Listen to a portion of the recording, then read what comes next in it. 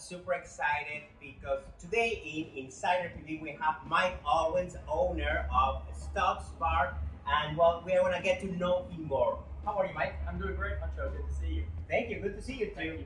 Well, please tell us who you are, where are you from? Tell us a little bit about your story, please. Okay, sure, great. Again, Mike Owens. I'm from the United States, born and raised in North Carolina. I moved around in the state of North Carolina when I was young, and then we moved around a couple different places growing up, but then went to college in North Carolina and southern Mississippi. Actually got married out of college to my wife, my ex-wife now, and had 4 children, so my kids are all grown now and live all over the United States. I worked for a corporate organization for 33 years and moved all over the United States and ended up in Phoenix, Arizona. And prior to the pandemic, I decided to retire and worked a little longer, and then came to Puerto Vallarta, worked down here and retired. And I've been here now for about 4.5 years. You can survive in Puerto Vallarta as an American, Canadian, or anyone as an English-speaking person and be very comfortable here. But for me, it was also important to say, I want to immerse myself in the Mexican culture and community. And I have a business here, a couple businesses, and it can be a little difficult doing business if you don't speak Spanish. So I'm working hard to learn how to be able to speak and communicate in Spanish so I can better talk to our customers, our vendors, and the people that we do business with. Now that you are talking that you have 2 businesses, Yes. First I want to know how did you have the idea to open Stocks? Because this is the first leather bar Right. in Vallarta. I've been here for 16 years and never seen Right. a leather bar. Right. So tell us about when did you open Stocks? So it's a really interesting question. So my goal has always been I wanted to open a gay bar. I love the gay community and I love the environment here in Vallarta. There's a lot of wonderful bars here which I frequent often. But there was something missing here. There was no leather or bear community bar here that everybody felt comfortable coming to. So as I started doing some research trying to decide what I was going to open and where we were going to be, the community very loudly and very clearly said, we really want a bear bar, a leather bar. And so I decided, I worked with some members of the community who had a lot of experience in running bars and restaurants and things. And so we started from scratch and found a location, which I loved, on Basilio Padilla. And we're able to come in and completely gut the building and create a space here that I think everyone, whether you're a bear, whether you're into leather, whether you're a twink, or whether you're a muscle guy, whatever, everyone feels comfortable here. But it's primarily geared towards the bear and leather community. But our clientele is very widely represented from everyone.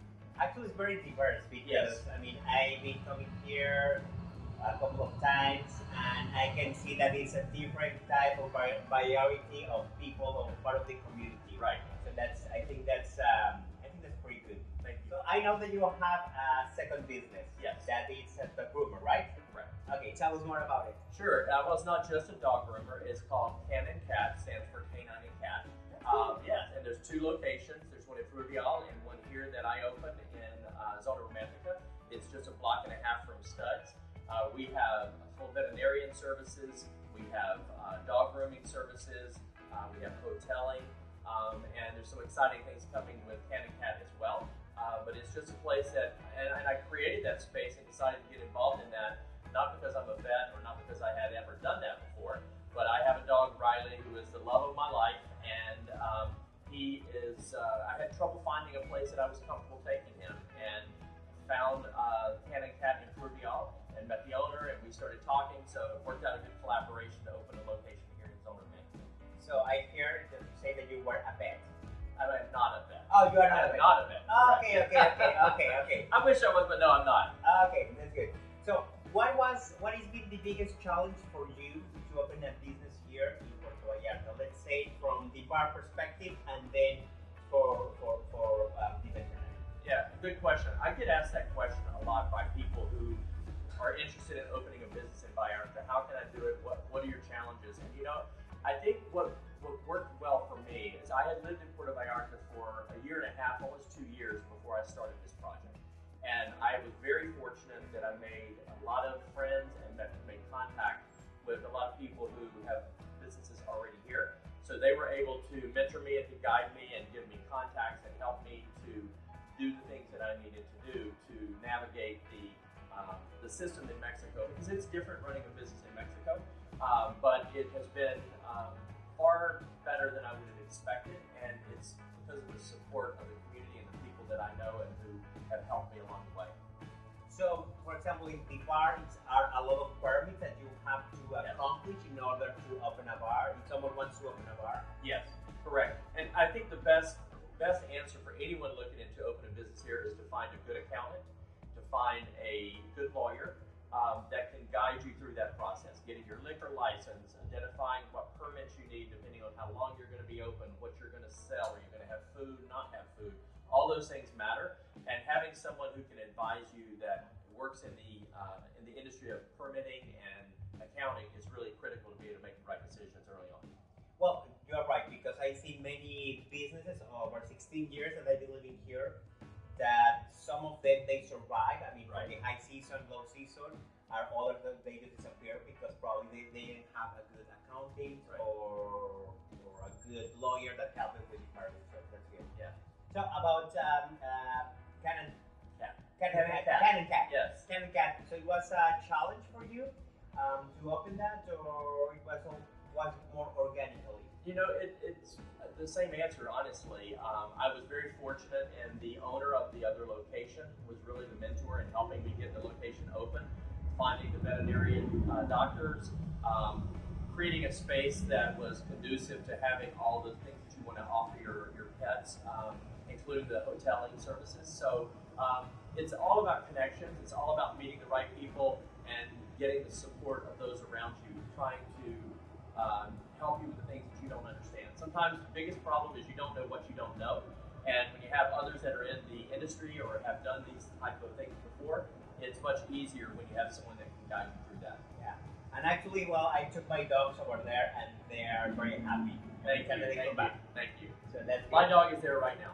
Oh, that's good. Actually, I saw him walking. Yes, he's getting a bath this morning. That's good. Yeah. So, what do you think PV can be better? What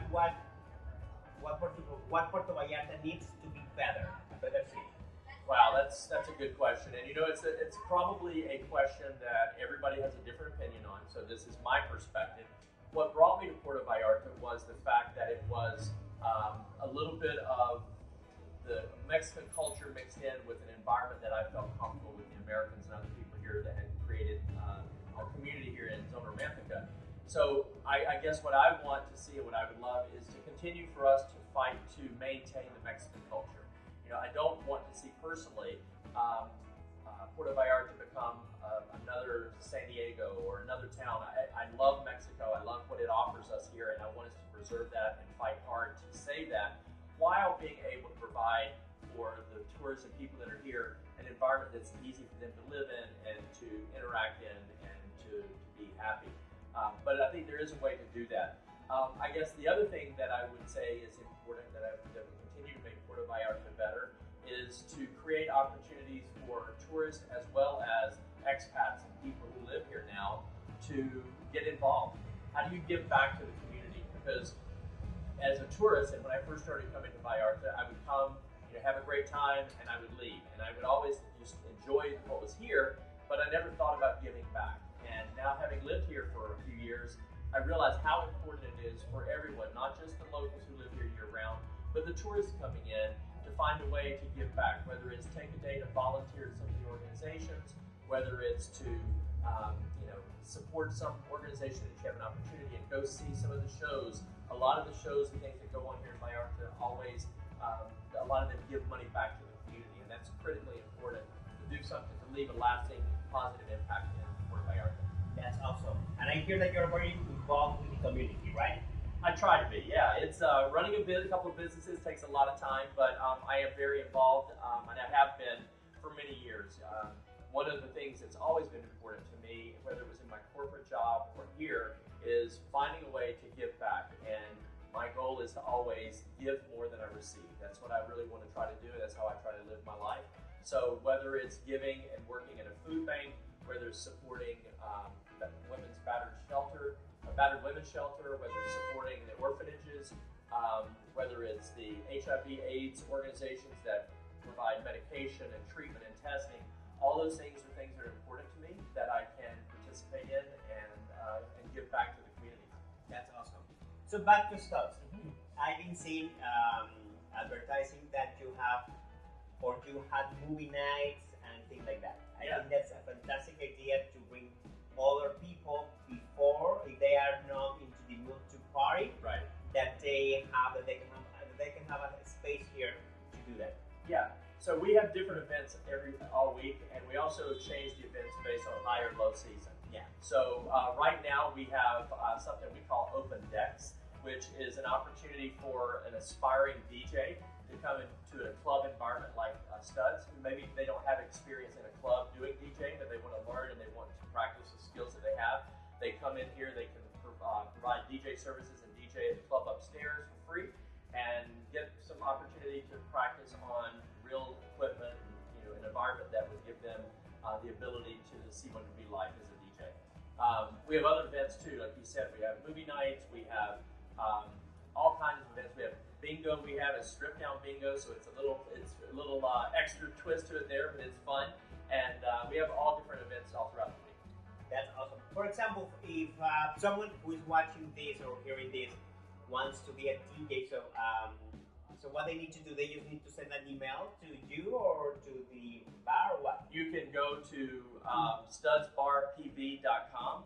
You can send a message to us through Facebook, Instagram, either way, and we'll be happy to connect you with Memo Pearls, who is our resident DJ here, and he coordinates all the schedules for people who want to come in and try DJing. That's awesome. Yeah. So now it's something that you want to add to the people that are watching or hearing this that we are missing, that they need to know about you or about the business. I guess the thing that I would say is that it's important to interact with the community. As a business owner here, you get the opportunity to hear and see the good things about Puerto Vallarta. You get to see the challenges that we have. And I would just say that as community members, whether you're tourists or you live here full-time or part-time, take part, be active in the community, find a way to get involved, find a way to leave a lasting mark and make Puerto Vallarta better tomorrow than it is today. And everyone has that opportunity in some small way, and I would love to ask people to do that and to find ways to interact with the business owners. The business owners are so thankful for all the tourists that come and our customers, and we love to meet them and take an opportunity to say hi and maybe have a drink with them. That's awesome. What is your favorite part around the bay, by the way? Oh my gosh, my favorite part around the bay. Well, my favorite part, that's a good question. It's hard to say. I guess the street I live on is Basilio. This Zona Romantica area has so many unique things here, whether it's restaurants, whether it's bars, whether it's art galleries. I think that for me, my favorite part is the fact that after living here 4 years, I feel like the city is still mine to be explored. I first came to Vallarta and I thought, oh, it's a small town. I wonder, if I'm going to think it's too small. It's a big city that's got so much to offer for everyone, and I just enjoy every day finding something new.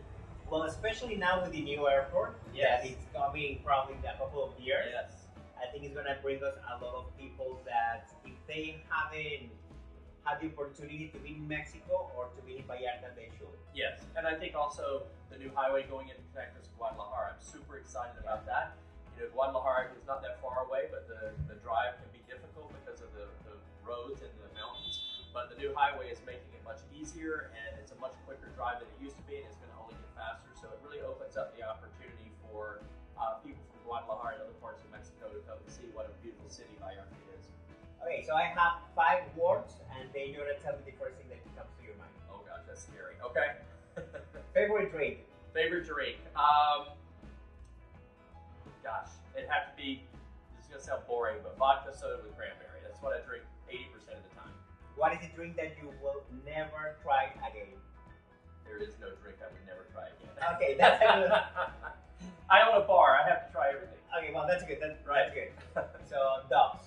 My favorite dog is my love, heart and soul is Riley.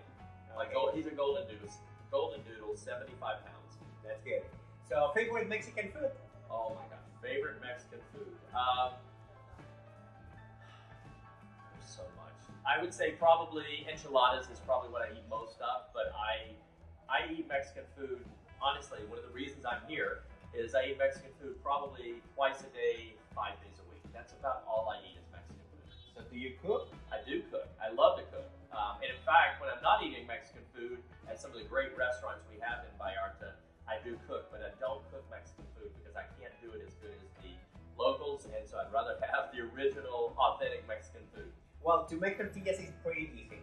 Yeah, okay, you say that. You're Mexican. I think I'm kidding. That's good. Well, Mike, thank you so much. Thank you. For being in Insider PV, and I want to invite everyone to keep watching these videos every week. And